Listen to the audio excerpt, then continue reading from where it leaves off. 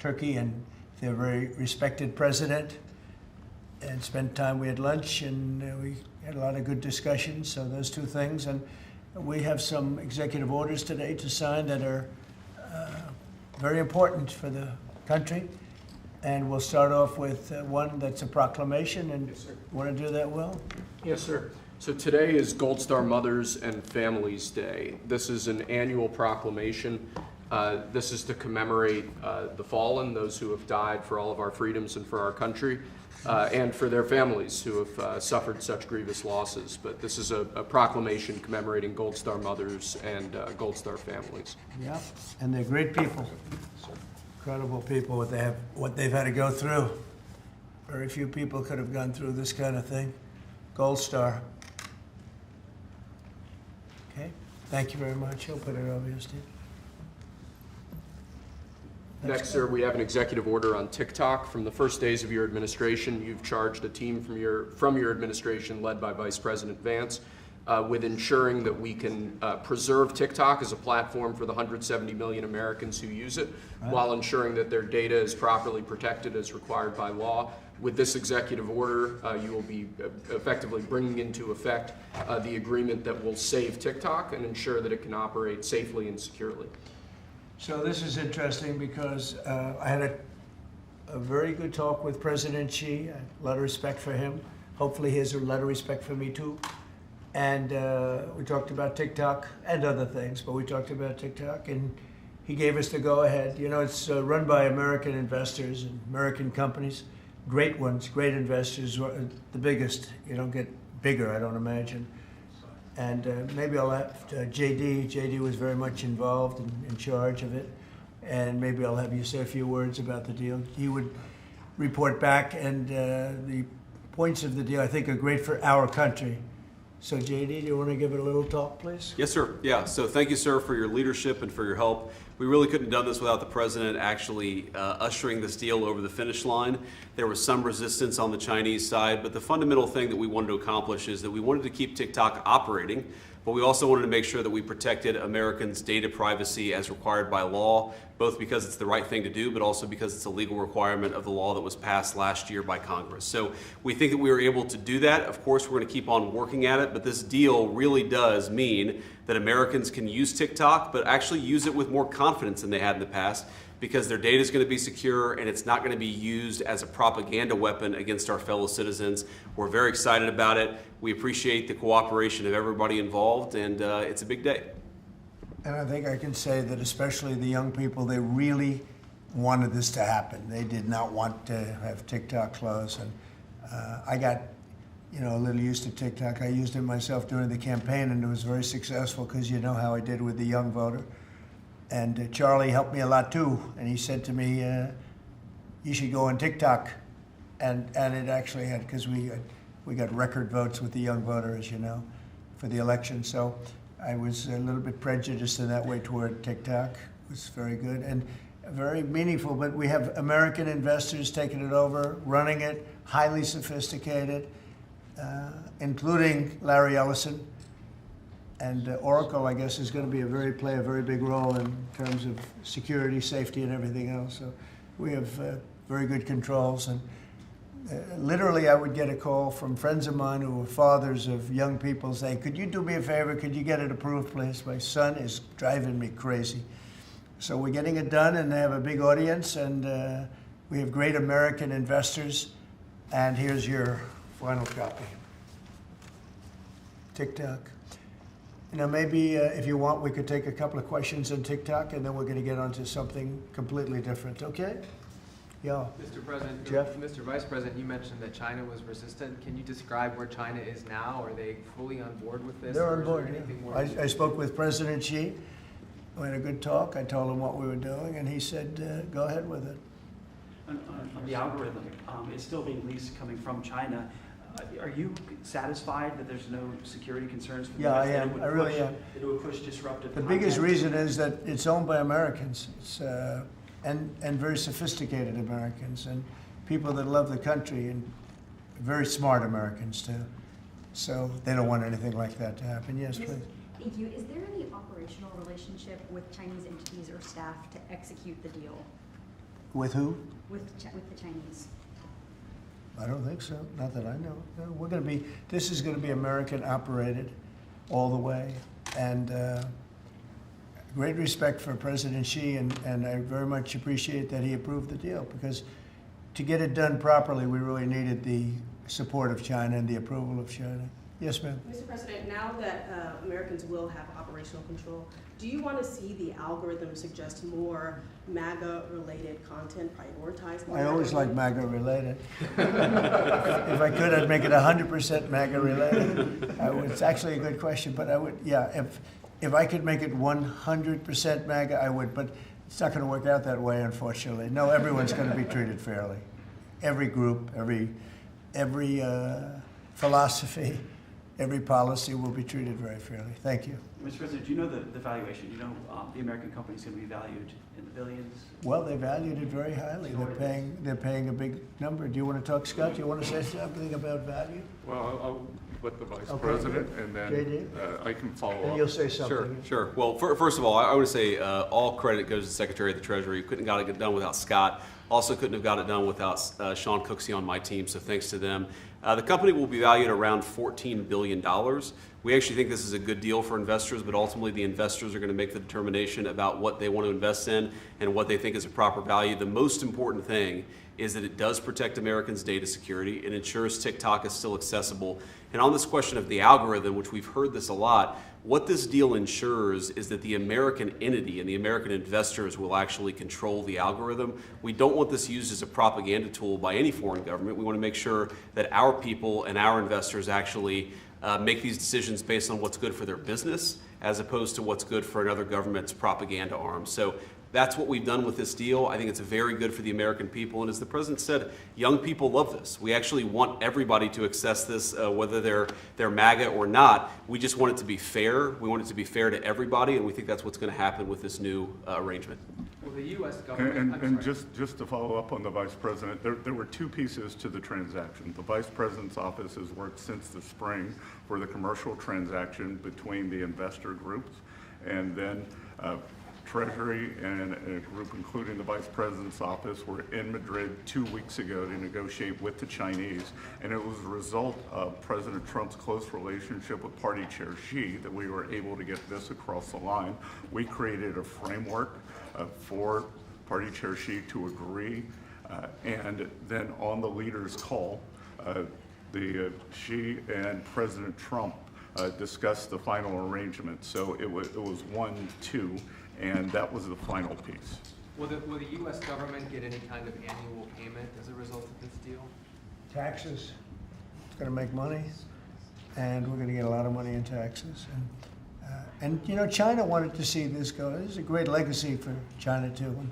And, I thought President Xi was great in terms of his approval. We probably could have done it a different way, but it wouldn't have been the same. It wouldn't have been the same security at all, but I appreciated that he approved it. So nothing aside from taxes, there's no part of the deal that is like a payment to the U.S. government? Well, we're going to be announcing different things, but the U.S. comes out great. And I think China comes out great because they're going to have a very important legacy. And they have many other deals. You know, they have deals with us, and they have deals in here in this country. And, you know, they want to be treated fairly also. So, Mr. President and Mr. Vice President, the U.S. company could change the algorithm to push different content? Is that?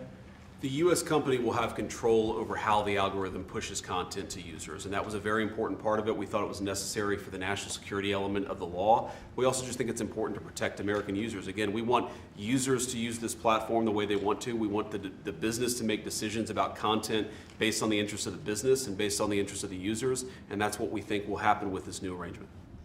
And they're paying a lot of money, and I think hopefully it's going to be a great deal. They're very sophisticated people. You'll see a list. Have you seen a list yet of the people? Well, you've been reading about it. It's. I know Michael Dell's involved, and Rupert Murdoch's involved, and a lot of. And let's see, we have probably 4 or 5 absolutely world-class investors that love the country, and they made a lot of money with the country, and. Many of them are in a somewhat related business, so it works out pretty well. And they're going to be very careful about all of these questions that you've been asking. Who else beyond Dell and Murdoch? Well, it's a blue chip group of investors, and we'll be announcing more about who exactly is involved in the deal in the days to come. Oracle's playing a very big part, That's right, sir. and Oracle really understands this. And I think they're actually, and they've been involved for quite a while running it for the people, the previous people. And so it's really, I think it's going to be very well protected. Very, very prestigious deal, actually. On that point, Mr. President, as the President said, Oracle has actually had a role in housing the data for a long time, even when the entity was controlled by the ByteDance organization in China. So Oracle had a pretty interesting perspective on what was necessary to actually create true data privacy protections for Americans. They were a very important part of getting this thing done. Mr. President, you told us a couple of weeks ago you thought that the security concerns were overrated, but were there legitimate concerns when it comes to safety? From my standpoint, no, because the people that own it are, they're not China-centric, they're USA-centric, and they're very smart people. I guess you could say it about everything. Everything is what's secure nowadays. Things that you think are totally secure turn out to not to be. But I think in this case, it's going to be as secure as you can be because of the ownership and the people. And they have a big investment. It's to their advantage to make sure it's good and safe. Yeah. Anybody else? Do you have a question? No, behind you. Well, I just want to say, do you think this move and getting this deal done, Mr. President, do you think this honors the legacy like Charlie Kirk? You mentioned that he specifically pushed you to get involved with TikTok in your campaign, helped you win young voters. Do you think this deal honors him in a way? Well, I think it's a good thing. It's a good sign. We're doing very well, as you know, with the trade deals. We're doing very well with China and a lot of them. We were never treated properly. We were for 4 years, actually, but we were never treated very properly by other countries, and we're doing well. We've never done this well. We have, because of the tariffs that are coming in, the deals that are being made, $950 billion in one case. It's $950 billion, where previously they paid nothing. We have, as you know, in Japan, it's $550 billion. South Korea is $350 billion. That's up front. And one of the things I can say, I announced it lightly before, but we're taking in tremendous amounts of money with tariffs. We've never seen anything like it. No country's ever seen anything like it. I'm going to devote a little bit of that money, a little bit of the tariff money to our farmers. Our farmers have been incredible. They're the ones that let us survive and eat and enjoy our lives, right? Eat too much, maybe in some cases, like mine. But I will tell you, we're going to take some of the tariff money, relatively small amount, but a lot for the farmers. And we're going to help the farmers out a little bit because during this transition period, a period where we're taking in incredible amounts of money, we'll have a little bit of a shortfall with the farmers until the tariffs kick in, because they haven't kicked in for the farmers yet.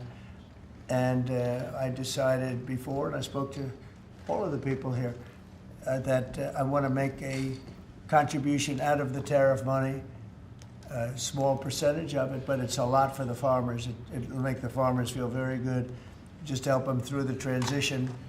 And ultimately, they're going to be making a fortune. They will be one of the top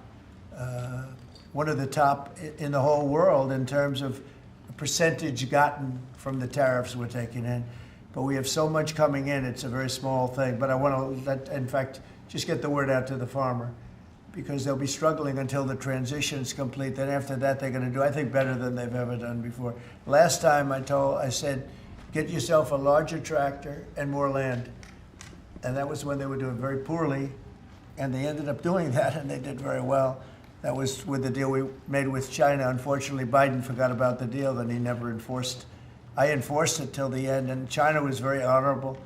But when Biden came in, he didn't enforce it. So when you don't enforce a deal, they don't do it. So it was terrible. Biden was very bad to the farmers of our country. So we're going to be doing that. It's an honor to do it, too. Brian, did you have a question? Yeah, I was just going to say, what's your message to the millions of small businesses here in the U.S. that really rely on TikTok to reach their end user and to market their service and their products? Well, thank you for that question, because honestly, we were getting hit up. They use it for virtual advertising, and they pay very little for it and nothing for it. And small businesses have become very successful because of TikTok. And we didn't think of that, you know, when everyone's saying, oh, TikTok and this and that. But over the last 6 months, I was called by so many people saying they're going to go out of business if they can't, because they use it virtually as a advertising tool. And without it, they wouldn't have anything. They wouldn't be able to get the word out about their good product or whatever it is they're selling. So it's a very important thing for small business. It's another reason I wanted to do the deal so badly. So let's go to another subject now, if we might, okay? And Will, Mr. President, can I please. ask you about farmers, about the farmers? Yes, go ahead. What does that look like? Is that going to be direct checks to farmers, or is it going to be Well, we haven't taxes? decided that. We'll be dealing with Brooke later and the Secretary of Agriculture, and we'll figure out how to get money to the farmers. And again, this comes out of the large amount, hundreds of billions of dollars of tariff money that's pouring into the country.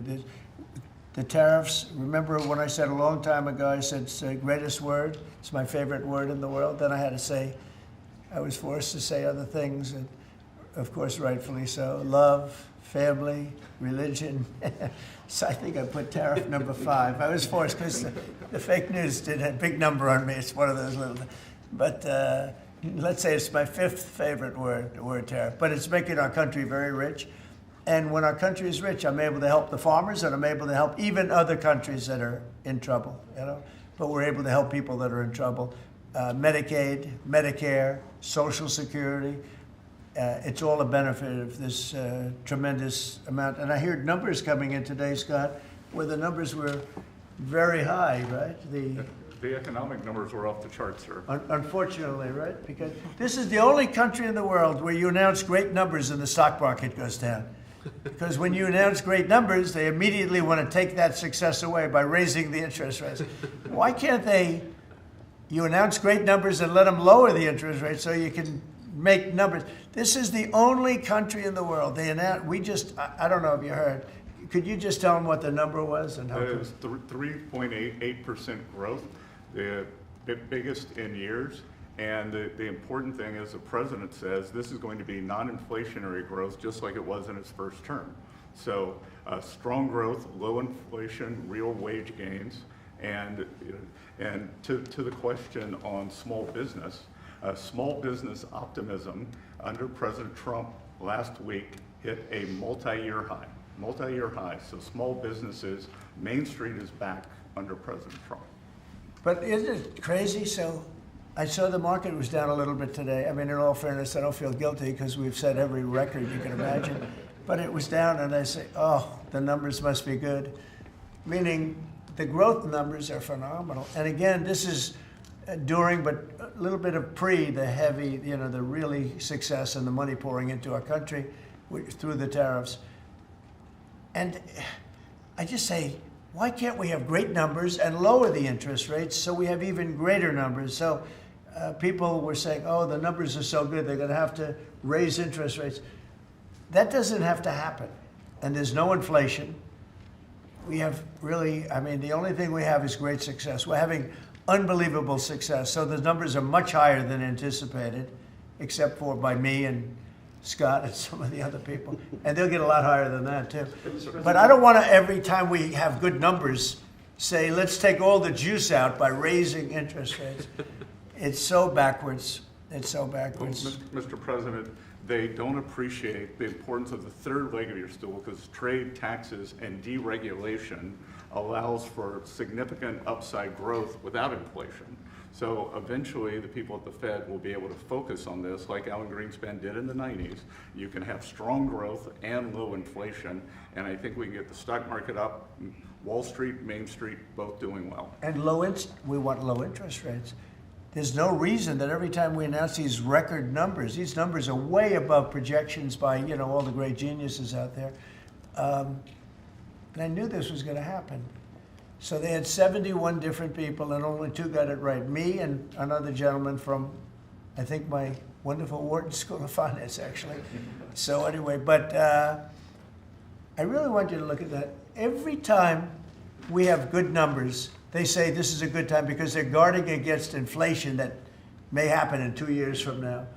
We have to change our thinking. We should be rewarded for good numbers, not penalized. So, Mr. President, is that 3.8, is that the start of a 3% growth for the Well, entire year? you or is that know a the one-off? number was projected at 2, Right. because we're in a little bit of a transition period, but that transition period's ending faster than we thought on tariffs.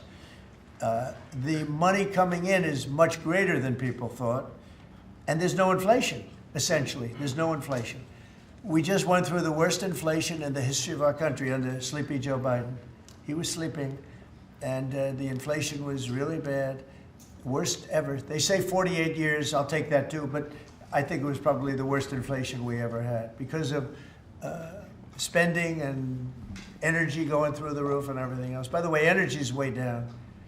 And you're going to really be impressed when you hear what happened today with President Erdogan of Turkey. I think it's great for both countries. I think it's great.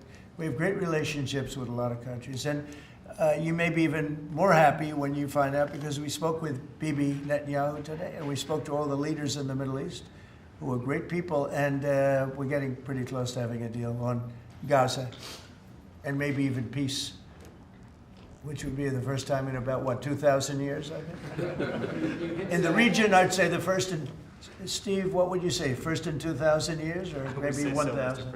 Huh? 2 millennium. It's a long time. Mr. Yeah, go ahead. Did Erdogan agree to stop buying Russian oil? Did he? I don't want to say that, but if I want him to, he will, yeah.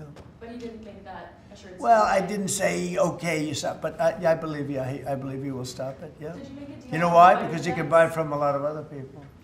He can buy from a lot of other people. You know who really can't is Hungary. Hungary's got, they're landlocked, and they don't have a nice ocean where ships can sail in from all over the world. They have one pipeline coming. Because I spoke with, he's a great guy, he's a great friend of mine, but that's a harder one for them. And Slovakia too. They're sort of married to one pipeline.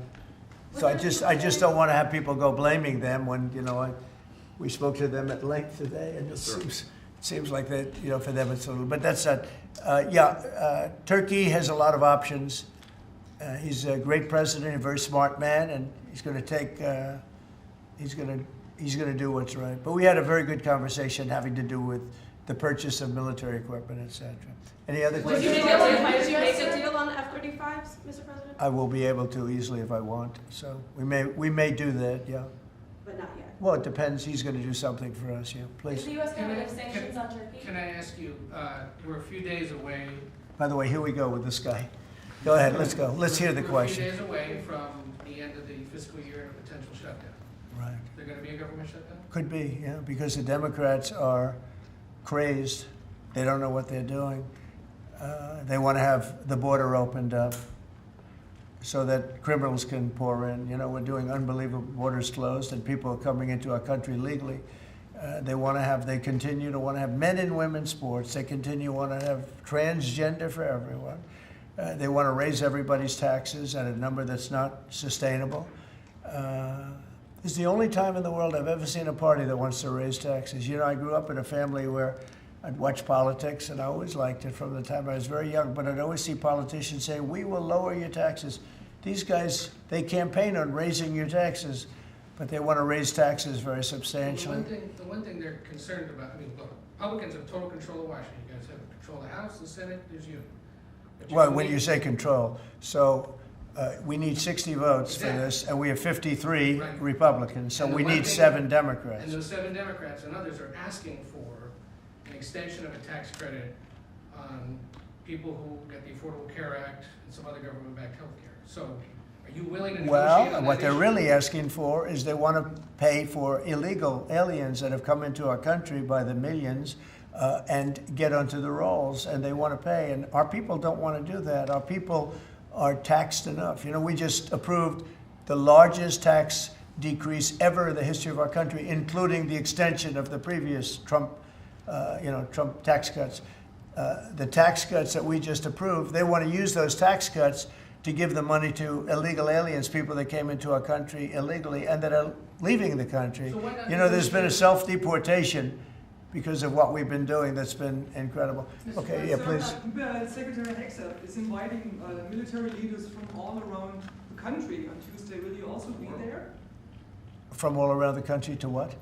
all around the world. To Virginia. He's To inviting Virginia? the generals and Is that- admirals to Virginia for a big meeting. They're Do you not know sure why why. he's- Well, I know, I love it. I mean, I think it's great. Let him be friendly. Let him be friendly with the generals and admirals from all over the world. Why, is there something, no, but is there something wrong with it? President, and what is it about? Will you be there personally as well, and what is it about? Well, I'll be there if they want me, but why is that such a big deal? I mean, the fact that we're getting along with the generals and admirals from all, remember, I'm the president of peace.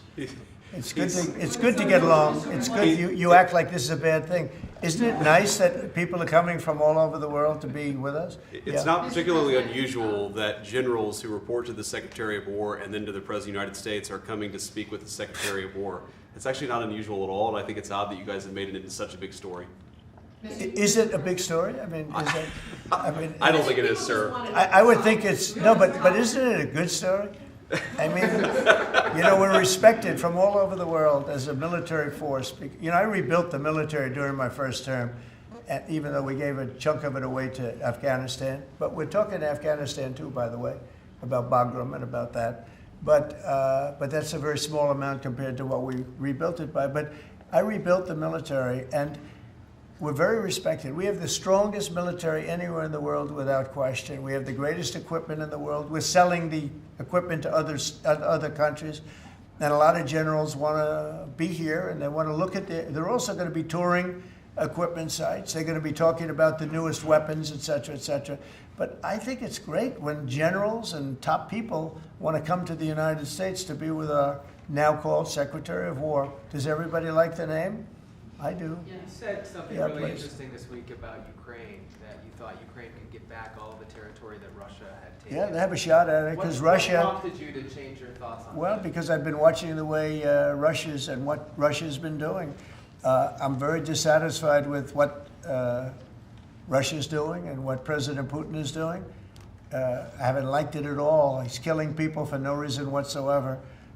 And they are doing very poorly considering they have put it all out on the line. Their economy is going to hell. They're bombing the hell out of everything, and they're picking up a very little territory, if any. In fact, they're losing some territory.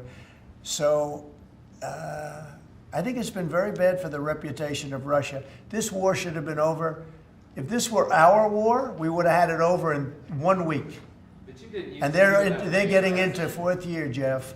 They're getting into the fourth year now. 4 year of fighting, and you see what they've taken. In the last month, they've taken very little, and you've been reporting on all the bombing, all the drones all over the place. 900 drones coming into certain areas like Kiev in one night.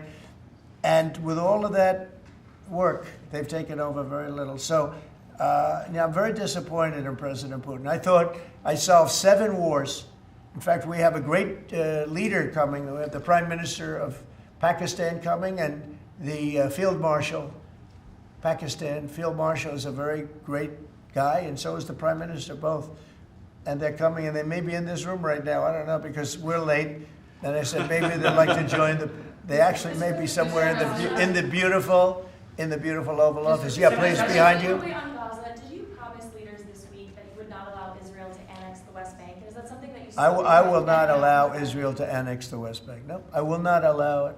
It's not going to happen. Did you speak with Netanyahu about this directly? Yeah, but I'm not going to allow it. Whether I spoke to him or not, I did. But I'm not allowing Israel to annex the West Bank. There's been enough. It's time to stop now, okay? Can I see about immigration? Yes, please. Jasmine Crockett recently. Jasmine Crockett. Remember when I said, is she a relation to the late, great Davy Crockett? I don't think so. Jasmine Crockett, let me tell you, before you even ask, she's a very low IQ person.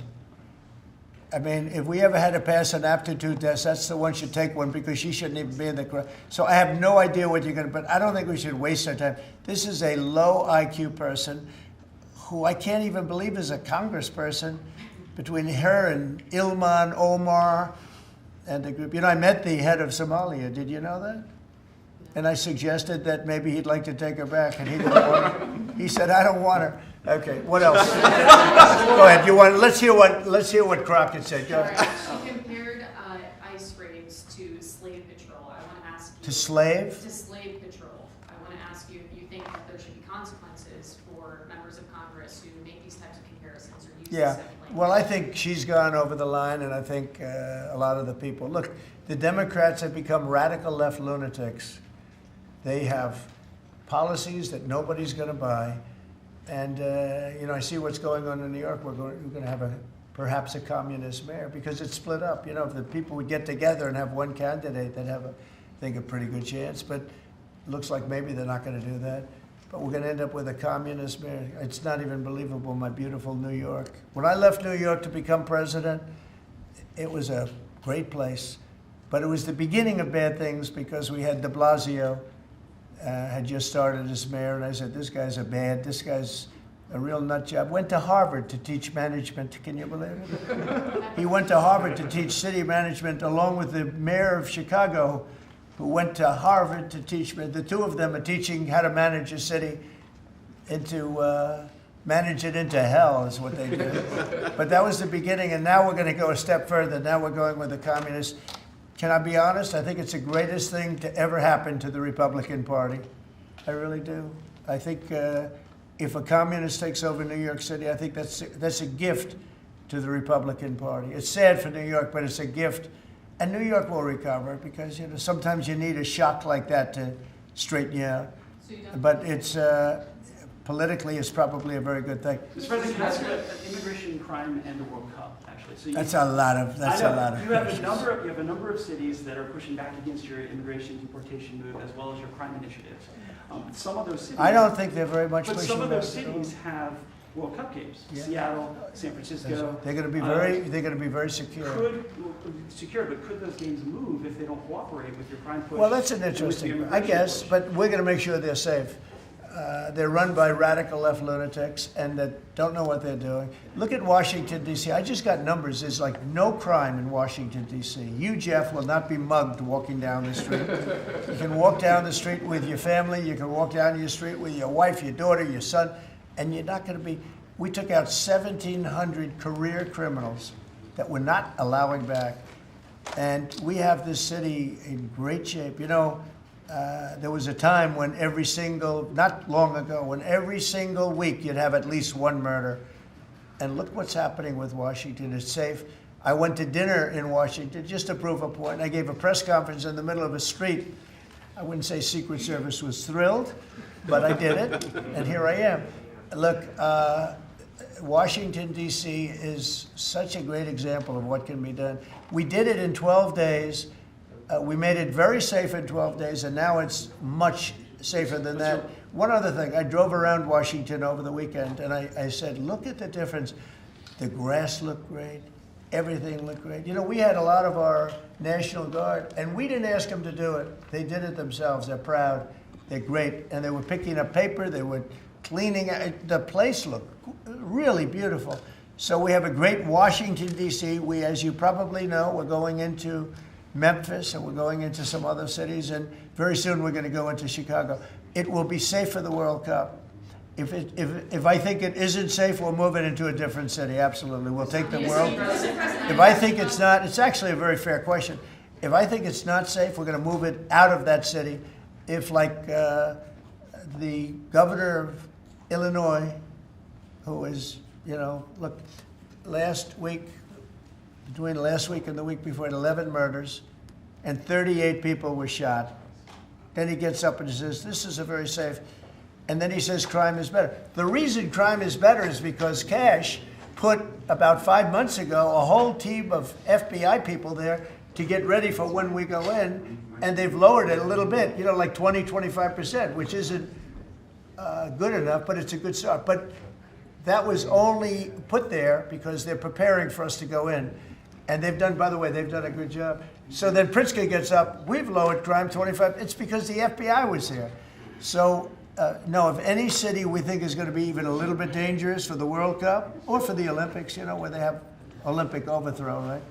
But for the World Cup in particular, because they're playing in so many cities, we won't allow it to go to, we'll move it around a little bit. But I hope that's not going to happen, yeah. Mr. President, Director Patel this morning indicated that the shooter in Dallas had been using an app to track ICE. Does your administration have any plans to take down those apps or get them removed or any? Well, I can't tell you about that, but it tells you when they want to wear masks or they want to hide a little bit, why that's so important. But these are great patriots, the ICE, and what a tough job they have. What an unbelievably tough job they have. And think of it, what are they doing? They're taking hardcore criminals out of our country and putting them back. These were largely criminals that were given to us by Joe Biden and his group of radical maniacs that surrounded this desk, just like these people surround the desk now, but they're not maniacs, they're very solid people. Thank you, sir. I'm glad I prefaced it. But they're great. We have a great cabinet, we have great people, and he didn't have great people. He had terrible people. Look at Afghanistan, look at the people he had running our military, that could happen. The most embarrassing day in the history of our country was Afghanistan. And 13 young people died. They don't ever talk about the 38 that were horribly wounded with legs and arms and everything else, really horribly wounded. So the country's respected like it's probably almost never been respected before. I think we're respected at a level. And a year ago, it was a dead country. We had a dead country a year ago. This country was dying. It was really in bad shape. Let's talk about the next subject, can we? One of the most powerful deterrents we have to violent crime is the death penalty. As you said, your administration has taken bold, decisive steps to ensure that Washington, D.C. is once again a safe and secure city for its residents and all who visit. This is a presidential memorandum that directs your Attorney General and your U.S. Attorney for the District of Columbia, Judge Janine Pirro, to fully implement the death penalty here in Washington, D.C., where the evidence and facts of a case indicate that the death penalty should be used. Okay? Everybody understand? Death penalty in Washington. You kill somebody, or if you kill a police officer, law enforcement officer, death penalty. And hopefully there won't be that. So again, it's way down. I mean, we have had week after week after week where we haven't had a murder. I said that the other day in front of the president of Poland. The press was here, and I said, ladies and gentlemen, I'd like to announce that Washington, D.C. has not had a death in 4 weeks, a murder. And he looked at me, he goes, is that good or bad? You know, he said, what kind of a place is this?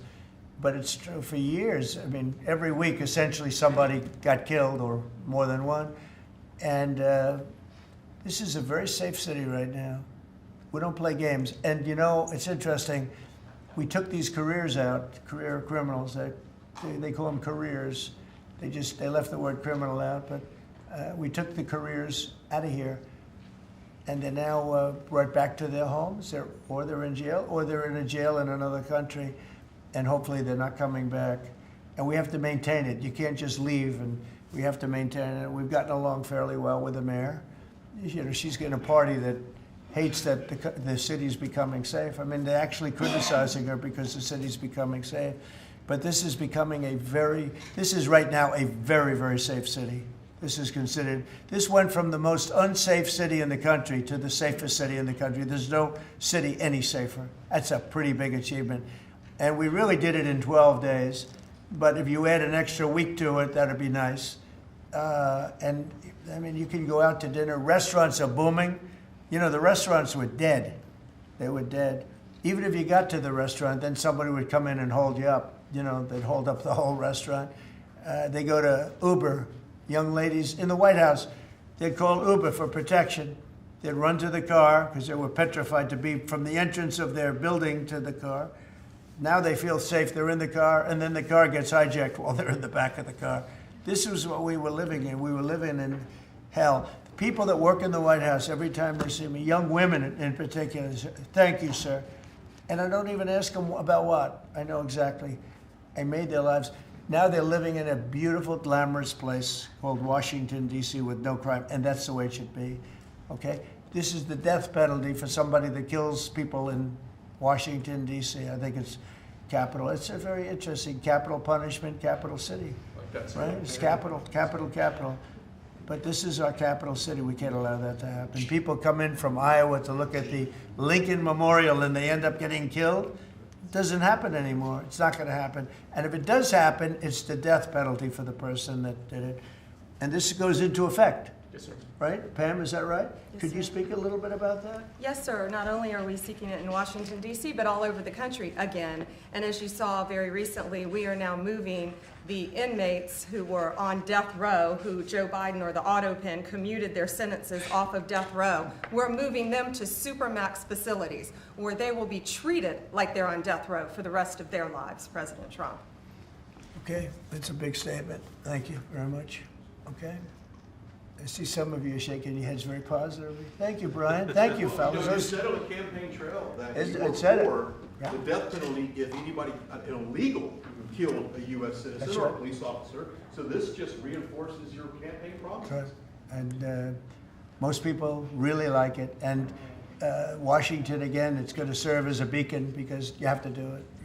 These are bad people. When you look at that guy, the guy that killed the young lady in the train in North Carolina, that he'll be in trial for years and years, years. He'll get a good lawyer somewhere along the line. Somebody will come along, and what he did to that young lady, and she went into that train scared. You know, when she went in, the way she sat down, she was scared to just be there.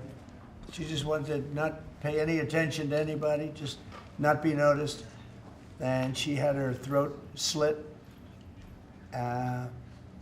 We don't want that in this country anymore. We're not going to have it in this country anymore. Thank you very much. Next. Lastly, sir, this is a presidential memorandum on countering domestic terrorism and organized political violence. In recent weeks, months, and years, we've seen a tremendous upsurge in some highly visible, but also other acts of domestic terrorism and organized political violence being perpetrated by radical, politically motivated groups all over the country. What this presidential memorandum will do is set off an administration-wide response to that, ranging from the Joint Terrorism Task Forces to other components of the Department of Justice, to the Department of Homeland Security, the Department of Treasury. We're looking at interdicting these groups, preventing them from performing acts of violence, and also looking at sources of organization and funding and Great. support that prop them up and allow them to do the acts that they have been doing. We're looking at the funders of a lot of these groups, and you know, when you see the signs, and they're all beautiful signs made professionally, these aren't your protesters that make the sign in their basement late in the evening because they really believe it. These are anarchists and agitators, professional anarchists and agitators, and they get hired by wealthy people, some of whom I know, I guess, you know, I probably know them. And you wouldn't know it. You're at dinner with them, everything's nice, and then you find out that they funded millions of dollars to these lunatics. Steve, could you say a couple of words? Yes, about Mr. it? President. This is a very historic and significant day. This is the first time in American history that there is an all-of-government effort to dismantle left-wing terrorism, to dismantle Antifa, to dismantle the organizations that have been carrying out these acts of political violence and terrorism. What we have seen, if you look at whether it be going back to the riots that started with Black Lives Matter and all the way through to the Antifa riots, the attacks on ICE officers, the doxing campaigns, and now the political assassinations, these are not lone, isolated events. This is part of an organized campaign of radical left terrorism. It is structured, it is sophisticated, it is well-funded, it is well-planned. There is really no parallel like this to anything else in the country right now. There is an entire system of feeder organizations that provide money, resources, weapons, and when they're attacking ICE officers, they're attacking federal buildings, or they're isolating public officials for harassment, doxing, intimidation, and ultimately attempted assassination. It is all carefully planned, executed, and thought through. It is terrorism on our soil. Because of this executive order, Cash and Pam are going to have the tools they need, working with Scott, to take these organizations apart piece by piece. And the central hub of that effort is going to be the Joint Terrorism Task Force, or JTTF, which sits inside the Federal Bureau of Investigation. But for those at home who are worried about terrorism in this country, they need to understand, because of President Trump's strength, because of his vision, because of his leadership, we are now going to use the entire force of the federal government to uproot these organizations root and branch. And again, that's only possible because of President Trump and his leadership. Thank you, Steve. Cash, please. Yes, as Steve was saying, Mr. President, thanks to your leadership, crime is going downward in a tremendous fashion, and that's what we want for every city in America. And the FBI's premier flagship enterprise, the Joint Terrorism Task Force, are honored to lead this initiative with our partners at Treasury and Homeland Security, because our citizens are being attacked by, as Stephen said, organized violence, and it's being paid for, not by them, by other people. So what we are going to do, combining forces as Scott and I have done in these last few months, is follow the money. People and organizations have collected funds and put them out into the streets of America and organized violence across our country. And thanks to your recognition of this and this executive order and the AG's leadership to lead out and prosecute these individuals, we are properly going to chase them down like the domestic terrorists that they are, and our streets and our communities are going to be safer because the JTTF and the FBI and Treasury and DHS and DOJ are going to combine forces like never before to root out this new evil that is perpetrating our criminal activities across our societies. And we are just so thankful for your leadership and recognition of it. It's not easy to do. Good job. Thank you very much. Who Pam? specifically do you want to target? What? Besides Antifa, is there a specific group or person you're targeting with this? Any organized group. Any organized Any group? organized group who are committing these crimes, and we're working with the Secretary of Treasury. You know what law enforcement has told us under President Trump's leadership? He's taken the handcuffs off law enforcement. They can do their jobs now, thanks to you, President Trump, and that's what's happening. And all of these agencies that Cash mentioned, we work hand in hand together. Our prosecutors were following the money with Treasury. We're working with Homeland Security. Cash's agents, all of our agents, DEA, ATF, U.S. Marshals, combined are working, and with state and local government, to take these people off the streets who are jeopardizing lives. Can I just illustrate this? So I was talking with Cash and Stephen about this a couple of days ago, sir. So I believe it was in Oregon where you had a federal building where there were men in black ski masks who were committing acts of violence, who were shutting down a government building. To the president's point, they don't come from nowhere. These are paid people. This is organized. They're committing acts of political terrorism on American soil. And it's time we had a government that looked out for the American people rather than the people who are committing violence against the American people. But Madam Attorney When you General, go out can to comment- Portland and you see what's happening in Portland, this is Crazy. like nobody's ever seen anything like it. Every night, and this has gone on for years. They just burned the place down, and you know the shop owners, most of them have left, but the few shops that are open, they just use plywood and just like 3/4-inch plywood. They don't put storefronts in because they know it's going to be burned down. These are professional agitators. Right. These are bad people, and they're paid a lot of money by rich people, some of whom we know. I'm sure I know some. I don't. If I knew, I wouldn't associate because I'll be in trouble. Because Pam will say, "Why are you associating with this person?" But I will tell you that these are bad people, and they're paying a lot of money, millions of dollars. But take a look at Portland sometime. These are wild. These are crazy people, and they're trying to burn down buildings, including federal buildings. And on my list of things that I want to do before we finish up with the cities, because I think we're going to whip the cities back into shape, and we have to. We cannot let our cities, and that's a small example, but it's the most violent example. It's every night, and they've done it for years. You'd think maybe at some point they made their point, and what are they doing? But we're going to get out there, and we're going to do a pretty big number of those people in Portland that are doing that. They're professional agitators and anarchists. Could you name They're actually anarchists, yeah. Just so we Go can- ahead, why don't you Mr. defend? President, could Let's you see you name a few defend of them, Jeff. No, I'm not defending anyone. I just want, so that we can just explain this in our stories, could you name a couple? You don't explain it right, though, Jeff. Well, Go Jeff, ahead, let's I'm go. just Maybe asking let's for give you names. another chance. Go ahead. Antifa, Soros, Yeah. what names are we talking about? Well, Soros is a name certainly that I keep hearing. I don't know, but Soros is a name that I hear. I hear a lot of different names. I hear names of some pretty rich people that are radical left people. Maybe I hear about a guy named Reid Hoffman. Somebody's a pretty rich guy, I guess, and I hear about him. I don't know. Maybe could be him. Could be a lot of people. We hear the same names, but they're bad, and we're going to find out. And if they are funding these things, they're going to have some problems because they're agitators and they're anarchists. These are anarchists. Really bad. Okay, yeah, please. Mr. General, can you, Mr. President, can you are you, comment on, are you? Who you Mr. with? President, Who you with? I'm with the Center Square. Sarah Roderikovich is my name. Sarah, there's also, as you know, Antifa is not just a domestic terror, or now a domestic terror organization. It's also international. I know the Netherlands is looking at also designating them a terror organization. Right. Have you been working with your intel community and your DNI to possibly expand that to making them, designating Yes, them an we have. international terror Yeah, we have organization? been. Yep. it's an international, in many cases, it is international. Mr. Yeah. Madam, on Antifa, if someone takes to the streets of America and says they're Antifa, what happens to them? What will happen to them? Well, I'd say the maximum under the law, and we'll see. Now, if they kill somebody, we just signed a death penalty, so it depends where it is, but if they kill somebody, which they do, I mean, people are dying. You go out to Portland, people die out there.